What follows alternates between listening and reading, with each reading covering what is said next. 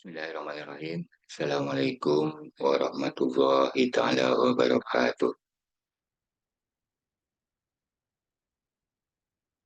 Selamat pagi, salam sejahtera bagi kita semua. Pada kesempatan kali ini kita akan lanjutkan sesi ngopas, ngobrol perkara alat analisis statistik. Kita coba sharing yang berkaitan dengan simulasi, uji validitas, reliabilitas, dan juga uji normalitas. Nah, dari pertemuan sebelumnya kita sudah memiliki tabulasi data. Nah, pada kali ini kita akan coba melakukan perhitungan atau membuat analisa ya terhadap data yang kita punya, yang kita miliki. Sama ada data yang bersangkutan itu valid atau tidak, dan juga reliable apa tidak. Kemudian bagaimana dengan normalitas distribusi data yang kita punya. Nah, di sini kita lihat ini tabulas data kita yang sebelumnya dari 30 sampel responden yang kita miliki ya, yang kita punya. Ini adalah variabel kita, jadi variabel penelitian kita.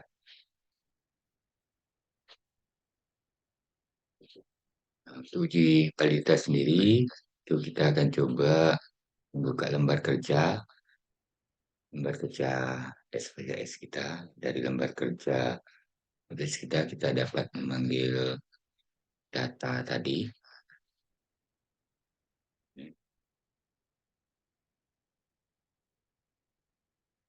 Ini. Nah, kita menggunakan tabulasi data yang 30 sampel.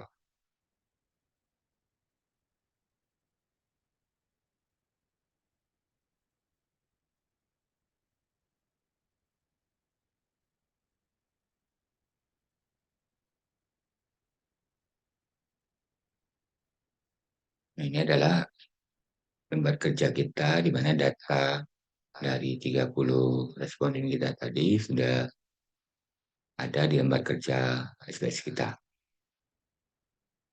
Kemudian kita dapat melakukan analis untuk menguji validitas dan reliabilitas.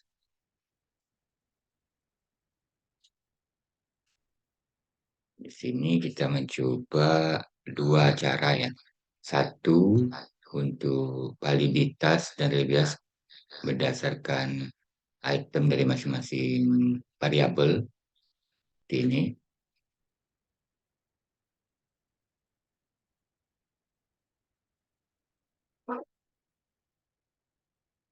output dari SPSS itu akan menampilkan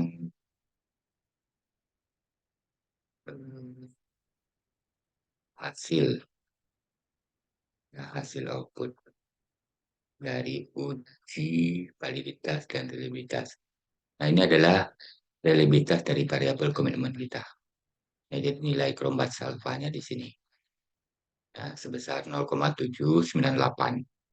Nah, untuk melihat validitas dari masing-masing item variabel komitmen kita, kita dapat merujuk pada corrected item total correlation. Nah, yang biasanya itu standarnya itu nilai ini adalah nilai R statistik dibanding dengan R tabel. Nah, nilai R statistik ini mesti lebih besar dibandingkan dengan R tabel. Nah, kalau R tabel nanti bisa dilihat pada tabel R-nya ya, R tabel. Nah, ada juga kalau kita merujuk pada teori, standarnya itu kalau sampelnya besar itu kita juga dapat menggunakan standar 0,3.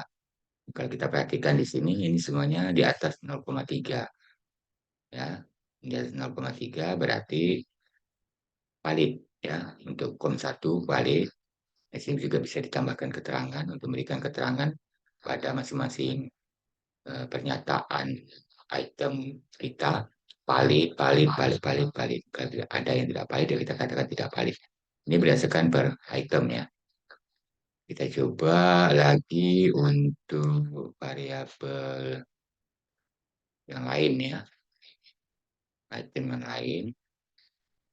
Kliknya, kemudian kita dapat memasukkan item daripada motivasi.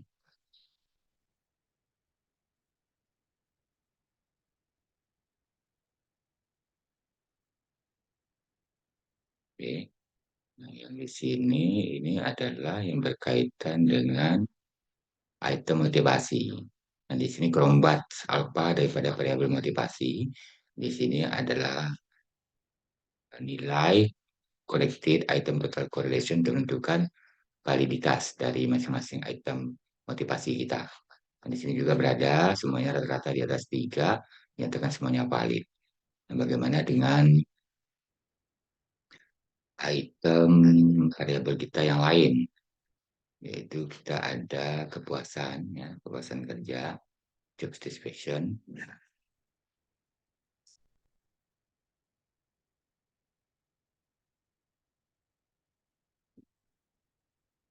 Menelusuri untuk job satisfaction kromat alpanya 0,665. Biasa standarnya data 6, ya data 5 dianggap cukup. Kemudian ada yang sedang dan juga tinggi. Ya, ketentuan dari kromat alfa ini ada ketentuannya ya. Kita rujukan dari sumber referensi teori. Kalau 0,6 ini apakah berada pada kategori rendah, sedang atau tinggi seperti itu. Untuk validitasnya sendiri kita dapat mencermatinya di sini. Di sini juga di atas 0,3. Sehingga untuk item daripada variabel job description 1 hingga 6 secara keseluruhan juga dia valid. Bagaimana dengan item variabel kinerja? Coba perhatikan ya. Kinerja.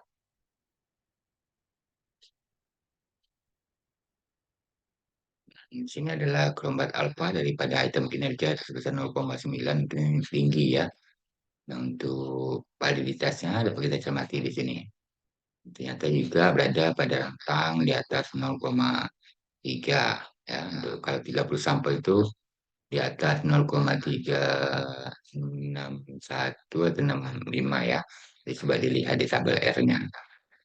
Dan juga berada pada kategori valid semua. Jadi semua item variabel kita valid. Nah, ada juga yang melakukan hal yang kedua ya. Ini kan per satu, artinya kita dapat melihat kerombat alfanya per variabel. Nah, ini adalah kerombat alfa dari variabel kinerja. Sementara di sini adalah kerombat alfa daripada variabel job satisfaction. Di sini ada kerombat alfa dari motivasi. Kemudian kita dapat melihat kerombat alfa dari variabel komitmen. Nah, ada juga yang melakukan uji secara keseluruhan ya, misalnya seperti ini.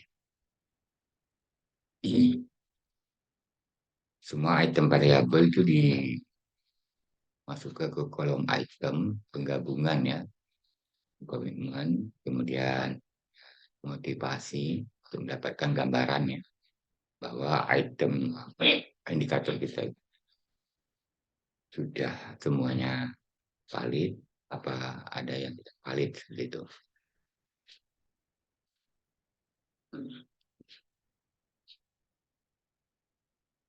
Nah, seperti ini. Hanya saja di sini kerombat alfanya cuma satu ya. Satu kerombat alfa, kemudian untuk validitasnya itu semua item digabungkan menjadi satu. Nah, kita coba mencermati saja di sini. Karena memang hasilnya berbeda kalau kita hitung satu persatu. Masih ada tidak nilai yang di bawah 3. Ya, tidak ada, tapi yang gariskan ya. Performan 7 ini kalau nilainya dari tabelnya itu 0,36 lebih, ini juga tidak valid jadinya. Ya, tapi kalau dia valid tidak ada masalah. Eh, nah, itu sekilas yang berkaitan dengan uji validitas dan uji reliabilitas. Selanjutnya kita akan coba menelusuri yang berkaitan uji normalitas. Kita dapat mengklik analyze, kemudian ada non-parametric test, selanjutnya uji KS. Kita memasukkan semua variabel ke test variabel list untuk mendapatkan informasi apakah eh, distribusi data pada untuk masing-masing variabel kita berdistribusi normal apa tidak. Kita checklist test distribution dengan normal, oke. Sehingga kita akan menampilkan output, ya, output uji normalitas. Ini adalah uji normalitas one sample Kolmogorov Smirnov test. Nah, kita dapat mencermati dari nilai signya. Jika nilai signya itu lebih besar dari 0,05 atau lebih besar dari 5%, data kita normal. Nah, oke, kita lihat di sini untuk variabel komitmen normal, untuk variabel motivasi normal, distribusi datanya. Untuk variabel job satisfaction, distribusi datanya normal karena 0,09 itu lebih dari 0,05. Sementara performa kinerja yang datanya tidak normal. Kita coba beberapa cara, ya. Kita dapat juga melakukan dengan melihat selain daripada Kolmogorov Smirnov, kita juga dapat menelusuri melalui eh, Skenas dan kurtosis untuk melihat normalitas data kita. Kita dapat melakukannya dengan deskriptif, kemudian ada analisis deskriptif. Nah, biasanya di sini kita memasukkan semua variabel ya ke kolom variabel. Setelah semua variabel dimasukkan ke kolom variabel, yang tadi optionnya ada distribusi, kurtosis, dan Skenas. Kalau kita klik, dia akan memunculkan hasil seperti ini. Nah, ini adalah hasil dari kurtosisnya. Ini nilai kurtosis, nilai statistik kurtosisnya, ini nilai sequenasnya, maaf, ini nilai kurtosisnya. Nah, nilai ini kita cermati, biasanya nilai yang di sini itu berada pada rentang min 2,85 hingga plus 2,85. Kalau dia masih berada di rentang itu, distribusi datanya normal. Kayak komitmen ini kita perhatikan normal, motivasi juga normal, job satisfaction juga normal, kemudian performance juga normal. Sehingga ketika kita mau menunjukkan bahwa distribusi data masing-masing variabel kita itu normal apa tidak, kita melihat tadi ada satu yang tidak normal. Kita dapat menggunakan skewness dan kurtosis. Nah, ini satu model ya, ada juga dengan cara penurunan model yang berbeda ya. Nah, kita perhatikan misalnya kita menggunakan frekuensi, biasanya di frekuensi juga ada, masukkan semua item variabel pada kolom variabel. Kita lihat pada bagian yang ada skewness dan kurtosis. Ini ada skewness, ini ada kurtosis. Ya, ini juga dapat kita kemudian akan ada informasi yang berkaitan seperti ini. Ya, nah, cuma berbeda letaknya di sini. Nah, kalau kita merasa kita nyaman begini, silakan. Kita akan melihat hasil dari skewness-nya di sini. Kemudian kurtosisnya yang di sini. Nah, hanya saja tata variabelnya berada di tas seperti pada konteks yang seperti ini. Jadi, ya, kalau kita merasa ini lebih nyaman kita untuk mengambil data menggunakan menunjukkan data kita berdiskusi normal apa tidak, kita perhatikan di sini. Nah, ini berada di rentang min 2,8 lebih. Ini juga berada di rentang min 2,8 lebih hingga plus 2,8 lebih. Ya, sehingga data kita berdefinisi normal. Ini beberapa sharing kita pada kesempatan kali ini yang berkaitan uji normalitas, ya, ada dengan cara KS tadi. Nah, mungkin solusinya nanti ketika kita temukan pada uji KS data kita tidak berfungsi normal, kita dapat menelusurnya dengan mencoba dengan melihat nilai skewness dan kurtosisnya. Nah, jika skewness dan kurtosisnya normal, kita dapat menggunakan nilai kurtosis dan skewness-nya sebagai bagian dari hasil yang menunjukkan atau memperkuatkan bahwa distribusi data kita itu normal seperti itu. Kalau tidak, baru kita akan melakukan treatment terhadap data yang tidak normal ya.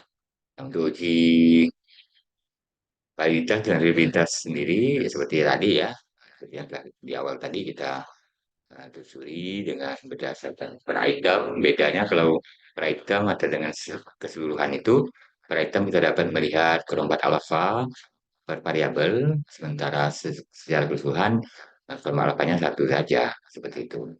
Nah, mungkin ada juga perbedaan dari hasil baik itu per variabel maupun secara keseluruhan seperti itu.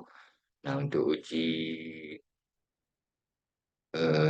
normalitasnya sendiri, nah, ini baiknya memang menggunakan yang hasil uji normalitas itu yang tanpa hasil per variabelnya seperti ini. Jadi kita tahu pasti bahwa komitmen itu berdiskusi normal. Ya, distribusi data untuk variabel komitmen itu distribusinya normal, motivasi itu normal, job distribution itu normal. Ini kita dapat menelusuri per variabel. Nah, sama juga kalau kita menggunakan dengan tadi dengan seperti ini menggunakan skewness dan kurtosis, kita dapat melihat per variabel. Kemudian dengan cara statistik yang seperti ini, kayaknya ini agak lebih tidak begitu panjang.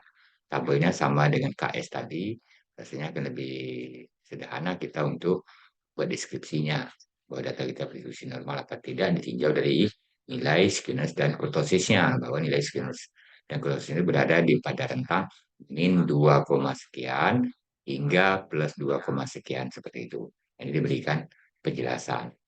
Nah, untuk validitas dan reliabilitas tadi di awal ya, kalau kita cermati per variabel di sini.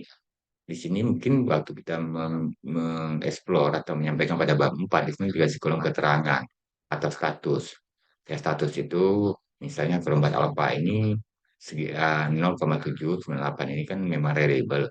Reliable itu statusnya apa? Apakah reliable pada status atau level yang rendah, tinggi, sedang, seperti itu.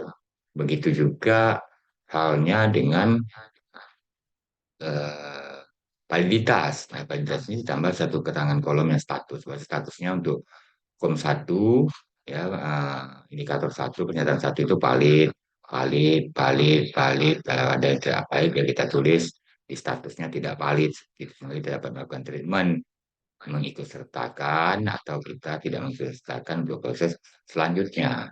Yang kita tahu ada beberapa item yang tidak valid ya, diisi keterangan itu untuk proses pada bab 4 dan bab 5 pada konteks hasil nantinya. Setelah hasil baru kita membuat pembahasan. Biasanya seperti itu. Nah, kemudian untuk variabel yang lainnya seperti motivasi juga sama dikasihkan keterangan. Nah, jika kita punya kreativitas dalam menulis, biasanya kita dapat menggabungkan. Bisa kita punya variabel tadi, eh, variabel komitmen, variabel motivasi, kemudian variabel job satisfaction, dan juga variabel performance. Nah, kita dapat membuat reliabilitas statistik kolom batas alfa ditambah kolom satunya lagi itulah namanya variabel. Variabel misalnya tadi variabel komitmen, kemudian variabel motivasi, motivation, kemudian variabel job satisfaction, kemudian variabel performance. Nah, di nilai kurang harapannya kita memang secara manual ya, kita ketik itu tambah, tambah, tambah, tambah, sudah keempat. Kemudian kita tinggal memberikan keterangannya, itemnya mengikuti masing-masing variabel. Nah, kita buatlah keterangan atau statusnya untuk masing-masing kerombat. Jadi kita hanya menggunakan satu tabel, tapi untuk menyampaikan atau memberikan informasi nilai reliabilitas atau kombat apa dari semua variabel penelitian yang kita miliki. Nah, kalau untuk tabel validitas, validitas itu mungkin karena dia cukup besar ya, kita mungkin akan membuatnya satu persatu. Jadi di hasil keempat itu kan ada uji validitas misalnya. Uji validitas itu kita lihat uji validitas statistik.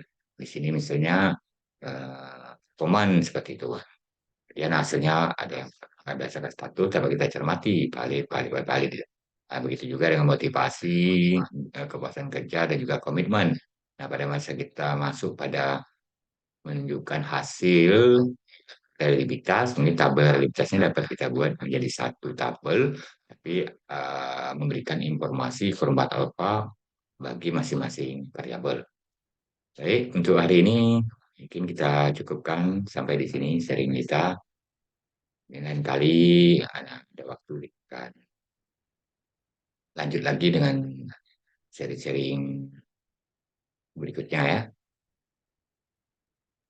Silakan nanti untuk mendapatkan rujukan atau membaca referensi, buku, panduan, tutorial, dan juga sharing YouTube dari teman-teman yang memang berbagi sehingga kita dapat memudahkan penyelesaian dalam tugas akhir kita, terutama untuk anak-anak kita ya, teman mahasiswa dan juga pendampingan daripada Bapak Ibu dosen yang mendampingi dalam penyelesaian tugas akhir skripsi maupun karya tulis berupa jurnal dan lain sebagainya.